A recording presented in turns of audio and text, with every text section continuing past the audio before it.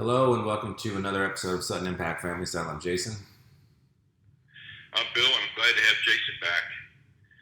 And I want to start off by asking Jason, for those of you who are listening, and you know that Jason has been diagnosed with COVID, I wanted Jason to talk a little bit about his experience and what it feels like so that you all understand the importance of what we've been saying on the show about wearing a mask and trying to socially distance, and then you're going to understand that that's only part of the story, that you really can't protect yourself from it all the time because somebody can just walk into your life and infect you with it. But go ahead, Jason, kind of talk about how you've been feeling and about your experiences.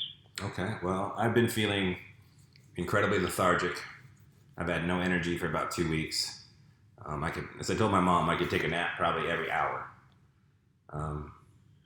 But luckily that's pretty much been the only symptoms for me.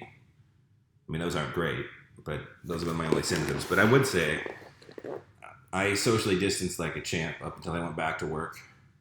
I wear a mask religiously. I wore a mask at work whenever I was outside of my office, and I still got it. So you got to, anytime you take and again, we've learned on the past week, obviously, that it can hang in the air for a lot longer than they thought. So, I could have walked back in my office or through another office with no mask on at some point, and boom, then you have it. And I tested positive again this week, so that's 2 weeks in a row for me. So I get to stay home and not work. But yeah, the big thing for me is I can still taste things. Okay. I don't have the breathing, luckily, knock on wood and all that good stuff. I really just had... You're like a workout beast.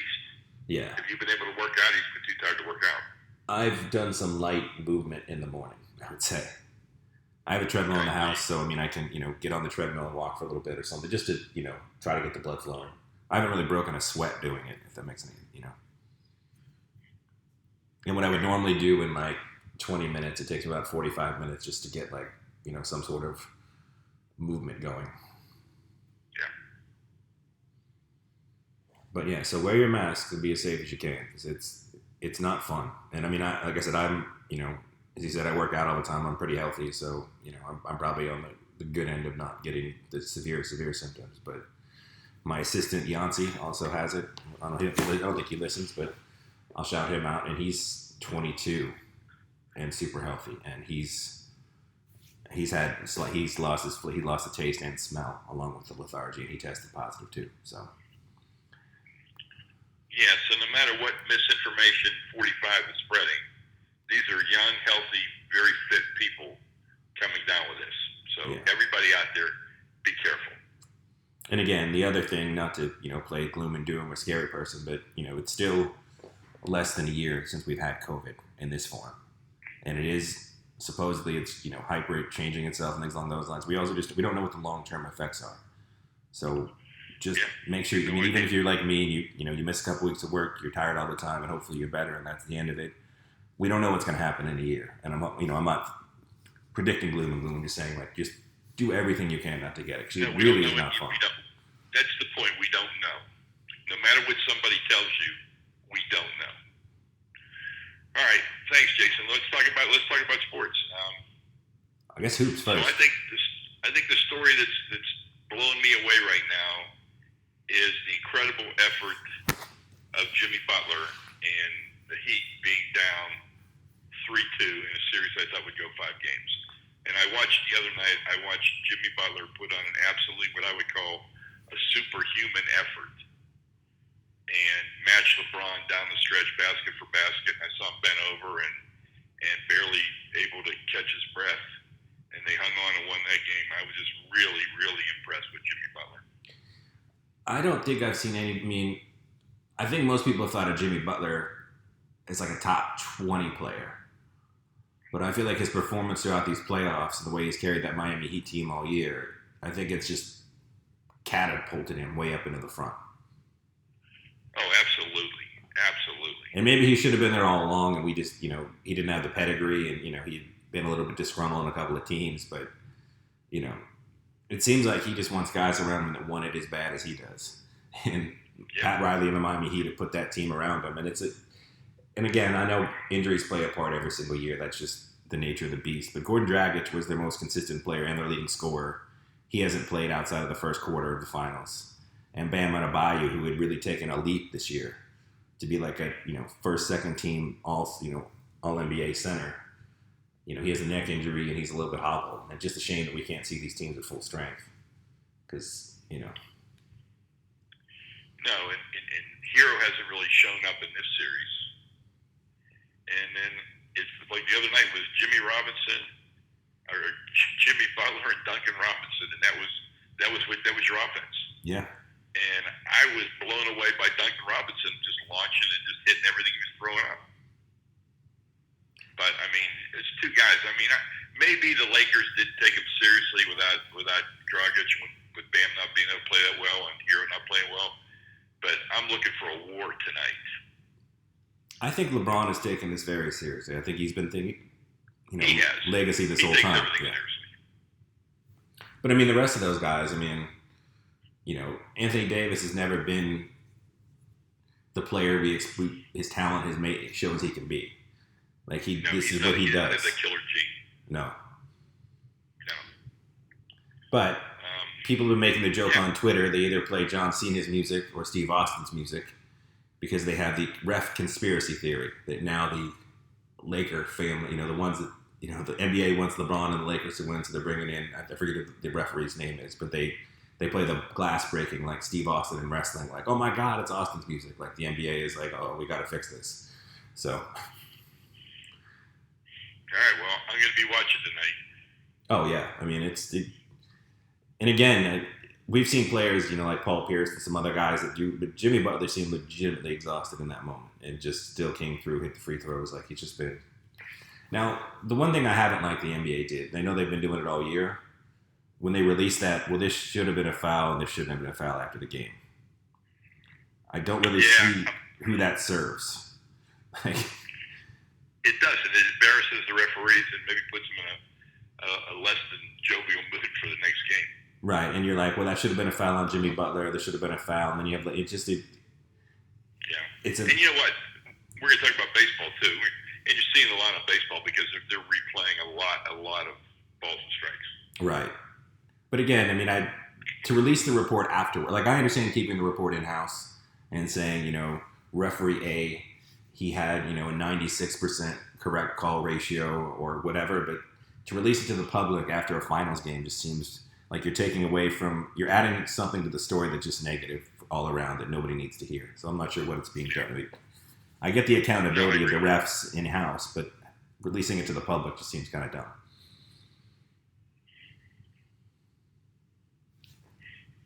Well, let's talk a little baseball. And I'm rooting hard for the Rays, and I call it the X-Pirates, the Rays and the X-Pirates. Well, I think right the now other night I get to watch Garrett Cole pitch against Tyler Glasnow and saw Austin Meadows hit a game-deciding home run. How's that feel? How is that?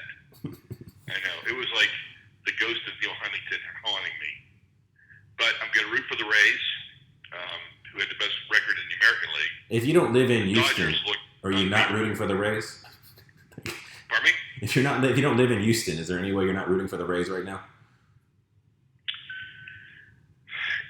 Yeah, you got to root for the Rays. If you're a baseball fan, there's still a bad taste in a lot of people's mouths about the Astros. Yeah, and if they win this year, no, just no. But they hit some home runs, so yeah, I rooted hard for my A's in that series, and I hoped they'd win, but it didn't happen. No. So get the Astros and the Rays. The Rays definitely had better pitching. The Rays had the best record in the American League. Let's see. But I would hope the Rays advance. And then the Dodgers and the Braves, I think, is going to be a really, really good series. I mean, the Braves have some young, really gifted athletes. Yes, they do. And, they're not afraid. I mean, they're playing aggressive. They got a really good team. So I'm looking for that to be a great series. I think both of these series are going to be good. And I also think the World Series is going to be good. So I think baseball's got something going on right now that's pretty special. Yes, I would say so. And now let's talk about that cluster now known as the NFL, which is canceling games and trying to reschedule games and shoehorn games into a schedule where they shouldn't be shoehorned into. And I think, you also have to look at, I know the league isn't responsible necessarily for what the Titans do, but I mean, you've heard that the Titans were not enforcing their mask policy, that they had a secret practice after guys got tested at a high school facility. Like, you know, you got to come down on the Titans at some point because I mean they're part of this cluster, whatever you want to call it. Yeah, because they've disrupted the schedule. They've cost other teams their bye weeks and have to rechange their planning. They hurt the players because players were anticipating they were playing that week, and after working out for 3 days, got like 2 or 3 days off for a bye week, and so they missed their whole routine that they would normally get and be able to do what they need to do. So there's a lot of things here. Plus, it just the NFL's seen everything that's happened. Everybody, you could have said, okay, here's our 18-game schedule. We're going to keep 2 weeks in abeyance at the end of the year in case we've had to move games back. And if we didn't have to move any games back, we'll start the playoffs on this date. But if not, we'll start the playoffs 2 weeks later, and we'll start the Super Bowl later. I mean, that's what they should have done, and it would have been a lot easier to do this. And I'm still convinced they're going to do it this week. I'm really convinced because I don't think they have a choice. There's going to be more games canceled, and they don't have anywhere to wedge these games in. right. Because I mean, we saw the Chiefs lose to the Raiders today, which was probably the most shocking result of the day so far. And the Chiefs had their week. They played on Monday night, and then the Patriots got, had a COVID incident. So then they had to play a Cam Newton-less Patriots, but not on Sunday. They played it again on Monday, which meant the Chiefs are now playing like 3 games in 20 days, and they look a little slow and beat up today. So, I mean, you're affecting. One of the players, and I forget who it was, said, this really isn't about us and our safety. It's about the NFL making sure they get the games in. I think that was Jason McKinney. You start playing games on Tuesday and an extra game on Thursday. Now you're starting to take a toll on players' bodies and everything else, and I just don't think that's right. No, and especially part of COVID is making sure you're well rested, well hydrated, and you're taking care of yourself in the best way possible. On top of everything, on top of the normal injury. So it's like they're just And again, like you said, I mean, the Steelers who have a quarterback like Roethlisberger, they got half a bye week in week 3 as opposed to their bye week in week 8. And you have a guy coming off elbow surgery, probably the midseason would have been a nice time to have a week off. And, the Chiefs had to have they played 3 games in a short amount of time as opposed to a normal amount, and they ended up losing today. And you could, I don't want to take anything with the Raiders win, but you could argue that that's just too much. I mean, science has shown that when you play that amount of football in those many days, it just doesn't work very well. Agreed. Which brings us to the Steelers, Jason. Steeler minute? Yeah, Steeler minute, for sure. Chase Claypool. I don't know what else to say. Should have had 5 touchdowns today. Unbelievable. 4 touchdowns. And another touchdown called back for a bogus pass interference call on him.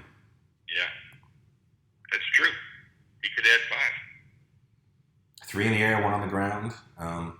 Now, if you're in the negative Steelers sense, the defense, especially the secondary, which was the best secondary in football last year, has not looked like themselves this year. No. You had a guy that was a walk-on at Delaware. He was cut from practice squads for the last 2 years, and he put up, 10 catches, 130 yards, and he looked unstoppable. Totally unstoppable. He was the go-to guy until the last possessions when they put Joe Hayden on him. Yeah. But, I mean, all their receivers, they've said the Eagles have started 19 players already this year, which is the most ever. And I think Greg Ward has 47 catches for under 500 yards. He was their most seasoned receiver. And Carson Wentz still put up some pretty good numbers against the Steelers. Well, what was funny is that game, the very first series of the game looked exactly like the very last series of the game when the Steelers were just unbelievable for those 3 plays. Yeah. And in between was a cluster. A complete cluster. Yeah. But interestingly enough, I will say, to this point, after 4 games, Big Ben has 10 touchdowns and 1 interception. And he's been much more conservative with the football in a good way. He's taken a few shots downfield, but he seems to be taking if the outlet is there, he's taking the outlet. He's not chucking it downfield. He's playing smart football. Yeah. And we've seen more movement from the Steeler offense, a slightly more modern offense. I like Ray McCloud today. Yeah, I thought they went a little crazy I with didn't like the fact that when was the last time the Steelers ran their no huddle? I haven't seen it. No. And I think it's always good to do that every once in a while, just to change things up. And I know they put up 38 points today, but it was the first time in 25 games they cracked 30 points. And I know last year was obviously a big part of that, but they are a team that over the years has had seemingly a ton of offensive talent that just doesn't seem to put it. But it looked like that one drive. I know they had a incomplete pass to Claypool down the sideline where he couldn't get his feet in. But it looked like they went a little conservative on that. It was like, we're up, let's just, I feel like Cowher, not Cowher, but it's almost like Cowher all over again with Tomlin, where it just seems like, let's try to deflate. You can't deflate the football in modern NFL. You got to always have your foot on the gas trying to score points. So. Oh, absolutely. Well, I think we got an NFC Championship preview game tomorrow night on Monday Night Football. The Packers and the Seahawks. I think both of those teams look amazing, and I could see both of those teams making it to the final game to see who goes to the Super Bowl. Yeah. Aaron Rodgers is playing with a real chip on his shoulder. And, so I'm going to give Green Bay kudos for drafting a quarterback and pissing him off and making him so awesome. Well, and also, to be fair, and I know I doubted them in the preseason. I think I picked them to come in third. They won 13 games last year. And they win the NFC Championship game. And people, I don't know what it is about them. They just didn't, I thought they overachieved last year and that they, had an easy schedule. And no, I think they just might be a really good football team. They are, and and I have to say, and I think I picked Seattle to finish third in their division when we did our picks. Yeah. And I got to tell you, I think unlike most people, I don't give Russell Wilson as much love and respect as he should. I mean, because there's Patrick Mahomes, there's all these other people, but Russell Wilson just gets it done every week. He does. I mean, he's a stud. So I'm excited about that. The Jets are still winless. We'll see if the Giants are playing the Cowboys. We'll see if they go, if they stay winless. Houston won today, so they're not winless anymore. No. A special shout out, I guess, to Alex Smith. He made it back onto the field after almost losing a leg, which is just insane. Yes. And then apparently they are trying to trade Dwayne Haskins already. They've already given up on Dwayne Haskins. So. Well, that wasn't the GM and the coach. That wasn't their guy. No. So we'll see what happens. I mean, there's a quarterback. I watched Mississippi play Alabama last night. Yeah, that was a crazy game. That was a fun game to watch. That might have been the most fun game I've seen all year long. Lane Kiffin is just, he knows Alabama, and he put up almost 50 points with Mississippi. Unfortunately, Mississippi couldn't stop anybody. No, they gave up 60. And interestingly enough, in the pregame when they were picking and doing the talks about the games, people were saying it was going to be a shootout, but that Alabama was going to score at least 50, and you were going to have to score more than 50 to win. And it was pretty accurate. But it was a fun game to watch. My God, it was so creative. Lane Kiffin has such fun plays in there. Oh, yeah. But, that was a fun game to watch. Saw Florida go down. Saw Pitt lose a game because a guy misses an extra point in overtime. Brutal. Some Missouri beat LSU. I mean, it was some real. You're going to get this in a COVID year where all the practice time and all the opportunities weren't there. So you're going to get this kind of a thing going on. Yeah. But it's going to be a really, really interesting year. It is, and I mean, hopefully college football they've taken, they're watching what's happening in the NFL, and they're going to be a little more, they can put more precautions because. You just watch what's happened in the NFL season, and it is just terrifying moving forward. Not terrifying, but, it is. And, what I have to say today is after watching the Steeler game, I saw two coaches wearing their masks the entire time. And last night in the Mississippi-Alabama game, I saw Saban wear his mask the entire time. Now, granted, he's a risk. He's 70 years old. Yeah.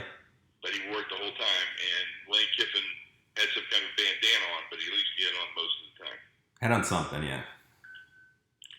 It's But, really I know we're going to see other people like, when Gruden was coaching the Raiders, I mean, he didn't have it on hardly at all. Bruce Arians is another one. I mean, those guys just, they don't get it. And then what's a coach do? A coach screams. yeah. He gets in the faces of his players. So, I mean, they're the biggest offenders. Now, one thing I'm going to gripe about right now is that, Florida loses yesterday. And the coach says they lost in part to the tremendous home field advantage Texas A&M had. I think Texas A&M had 20,000 people in the stands. So now, because Florida is open, he wants 88,000 people at the game next Saturday.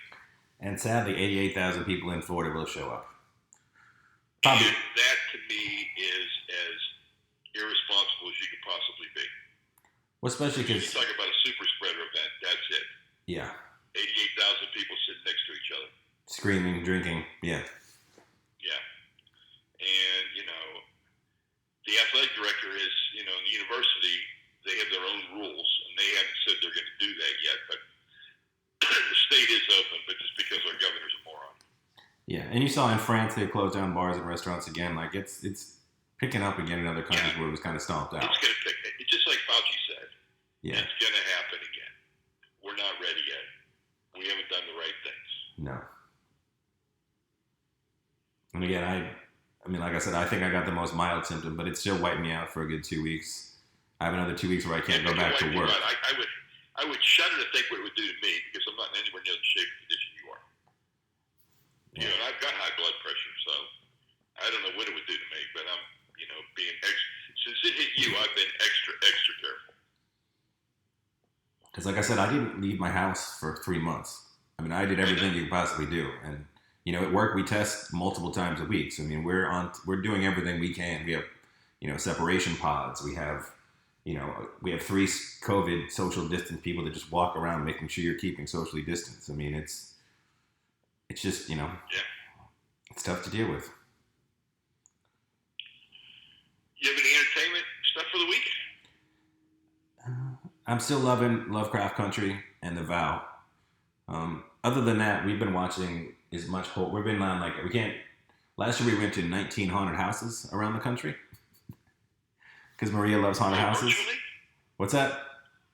You went to, last year you went in person. In person, went to 19. So now that we can't this year, we've been watching a lot of horror movies. And I can't say we found one I would be like, oh my God, you guys got to go watch this. So we did watch the classic Sleepaway Camp, which neither of us had ever seen.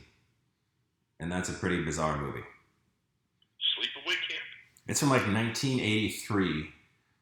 And it has one of those M. Night Shyamalan, oh my God, endings, I guess you could say. Oh. But it's sort of it's got that weird 80s camp people, horny teens, a lot of bizarre bullying and dress codes. So, but it's got an ending that you're just like, that was banned in theaters apparently. So, and it does catch you off guard when you see it at the end. So it's pretty crazy. Well, and you can't stream AMC, right? Or TMC, I'm sorry, Turner Classic. I think I can stream, I get parts of it through HBO Max. They have a TMC or Turner Classic movie thing. Okay, because this is they're doing all the horror movie months. And then this coming Friday, it's horror anthology with a bunch of 3 and 4 part things. So I'm excited. I've got nothing plotted on my calendar that day. I'm going to watch them all. And if you do love horror movies, really love horror movies, download Tubi on your TV, Tubi. It's you have commercials during it, but they have literally thousands of movies all for free, and probably half of them are horror movies. Tubi. And granted, you get Candyman 3 and Scream 4, and you don't get, the top notch. But as I said, if you like horror, they have a lot of horror on there for you and during this Halloween season. So, there you go. And it's free. Okay. I started reading a book that I think is fascinating. It's called something, Watching the Titans or something. It's a sports writer writing about his career, and he's a sports writer, I think, primarily in Baltimore. Okay. And just the writing is so so good in the stories that he talks about and tells. And so I read the excerpt that was in, I went on Amazon right away and had the sample sent to me. And after reading it, I realized that there's not a lot of quality writing like that anymore. This guy could really, really write. It wasn't just like reporting things. I mean, it was a thing that you could visually see these things. And since he was writing about a lot of things that I've seen in my lifetime, I obviously thought it was really, really interesting. Well, soak up the good writing, because yet another study, I think this was an Oxford study like 10 years ago, came out. But they talk about how professors are saying your lack of creativity in college writing. Because now whenever a person is bored, they simply go to their screen and there's somebody entertaining them in some way, shape, or form. I mean, that's, to your own degree. Good point. So you're not left with your own imagination. You're not just sitting there, and they use the word bored in quotes, thinking like, I'm just here by myself. I'm kind of bored, because now it's like, well, I got a podcast to listen to, or a song, or a TikTok to watch, or a Vine. And you're mainly just mimicking and copying memes and things along those lines. You're not really creating in that way. So, Well, I read another another interesting story today on PittsburghPostGazette.com, and it was talking about the additions to Heaven's baseball team in 2020. All the great baseball players that have died this year. And so I went on talking about that, and I was saying, that would be a hell of a baseball team. So I read that today. It was enjoyable for that.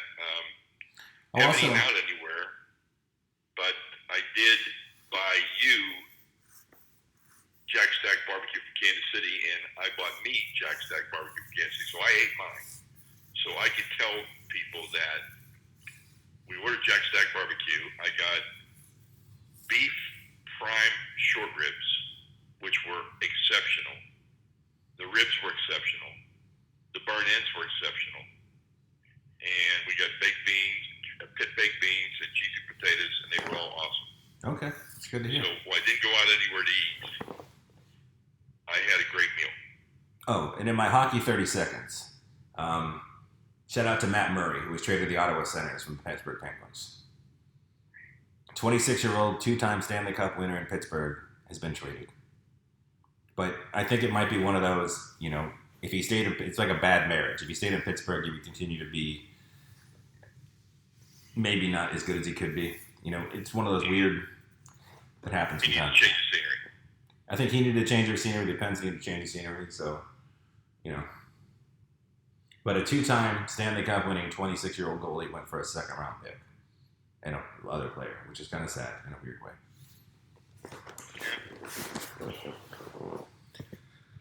And all I have left is tell people stay healthy and keep your mask on and all that good stuff. Yeah, it's all I have. And I'm glad. You sound much better this week than you did last week, and I know that you're still a long way to go, but I can relax a little bit now. I'm not as nervous as I was. Yeah, I feel much better this week. Like I said, I'm really tired and I could sleep all the time, but all the other symptoms seem to be gone, so it's good. All right, let me sum it up. Be careful, people. If Jason can get this and knocks him out, it's gonna harm anybody in my age range a lot. Be entertained by the plethora of sports that's on right now. I mean, there's some just tremendous things. Watch the NBA Finals tonight. Well, you'll be hearing this tomorrow, so I hope you will have watched the NBA Finals. Enjoy the baseball playoffs. And if you want to change your pace, go to Turner Classic Movies this month, because they've got some amazing, amazing, amazing movies on. All right, everybody, stay healthy, and we'll talk to you next week. It was good to be back.